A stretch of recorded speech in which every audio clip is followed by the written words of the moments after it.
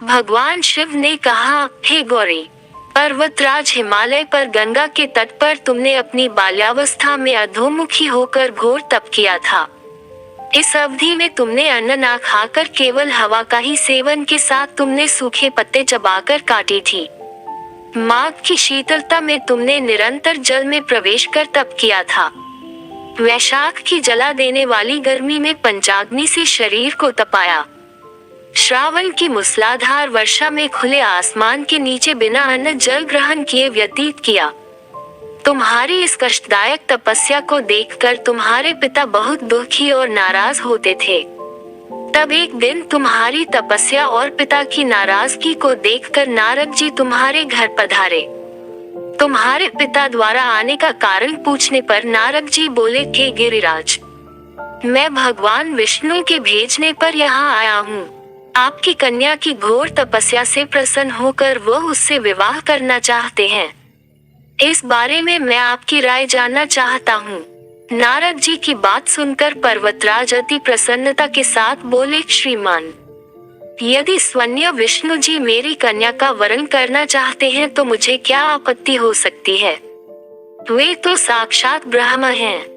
ये तो हर पिता की इच्छा होती है कि उसकी पुत्री सुख संपदा से युक्त पति के घर की लक्ष्मी बने। नारद जी तुम्हारे पिता की स्वीकृति पाकर विष्णु जी के पास गए और उन्हें विवाह तय होने का समाचार सुनाया। परंतु जब तुम्हें इस विवाह के बारे में पता चला तो तुम्हारे दुख का ठिकाना ना रहा। तुम्हें इस प्रकार से दुखी देखकर तुम्हारी एक सहेली ने तुम्हारे दुख का कारण पूछने पर तुमने बताया कि मैंने सच्चे मन से भगवान शिव का वरण किया है, किंतु मेरे पिता ने मेरा विवाह विष्णु जी के साथ तय कर दिया है। मैं विचित्र धर्म संकट में हूँ। अब मेरे पास प्राण त्याग देने के अलावा कोई और उपाय नहीं बचा। तुम्हारी सखी बहुत ही समझदार थी। उसने कहा, प्राण छोड़ने का यहाँ कारण ही क्या है। संकट के समय धैर्य से काम लेना चाहिए।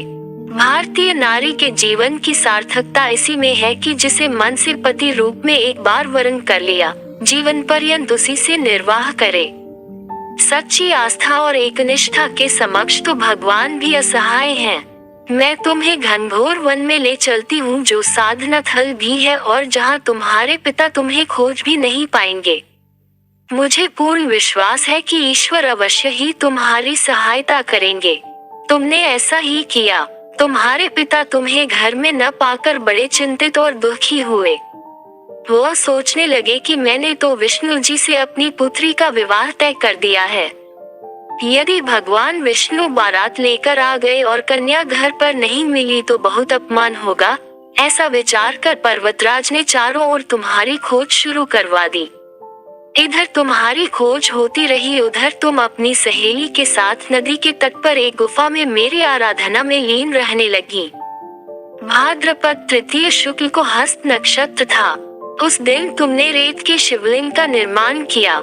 रात भर मेरी स्तुति में गीत गाकर जागरण किया। तुम्हारी इस कठोर तपस्या के प्रभाव से मेरा आसन हिल उठा और मैं शीघ्र ही तुम्हारे पास पहुंचा और तुमसे वर मांगने को कहा। तब अपनी तपस्या के फलीभूत मुझे अपने समक्ष पाकर तुमने कहा, मैं आपको सच्चे मन से पति के रूप में वरण कर चुकी हूँ।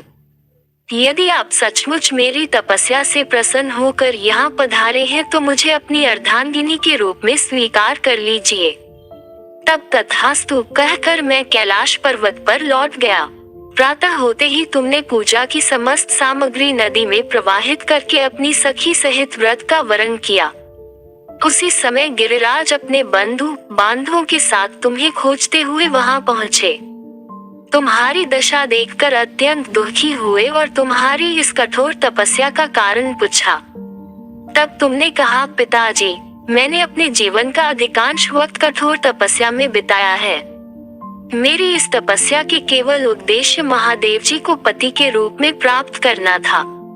आज मैं अपनी तपस्या की कसौटी पर खरी उतर चुकी हूँ। चूंकि आप मेरा विवाह विष्णु जी से करने का निश्चय कर चुके थे, इसलिए मैं अपने आराध्य की तलाश में घर से चली गई। अब मैं आपके साथ घर इसी शर्त पर चलूंगी कि आप मेरा विवाह महादेव जी के साथ ही करेंगे। पर्वतराज ने तुम्हारी इच्छा स्वीकार कर ली और तुम्हें घर वापस ले गए। कुछ समय बाद उन्होंने पूरे विधिक विधान के साथ हमारा विवाह किया। भगवान शिव ने आगे कहा, हे पार्वती, भाद्रपद की शुक्ल तृतीया को तुमने मेरी आराधना करके जो व्रत किया था, उसी के परिणाम स्वरूप हम दोनों का विवाह संभव हो सका। इस व्रत का महत्व यह है कि मैं इस व्रत को पूर्ण निष्ठा से करने वाली प्रत्येक स्त्री को मनवांछित फल देता हूँ। भगवान वो ने पार्वती जी से कहा कि इस व्रत को जो भी स्त्री पूर्ण श्रद्धा से करेगी उसे तुम्हारी तरह अचल सुहाग प्राप्त होगा। इस व्रत को हरितालिका इसलिए कहा जाता है क्योंकि पार्वती की सखी उन्हें पिता और प्रदेश से हटकर जंगल में ले गई थी। हरित अर्थात हरण करना और तालिका अर्थात सखी।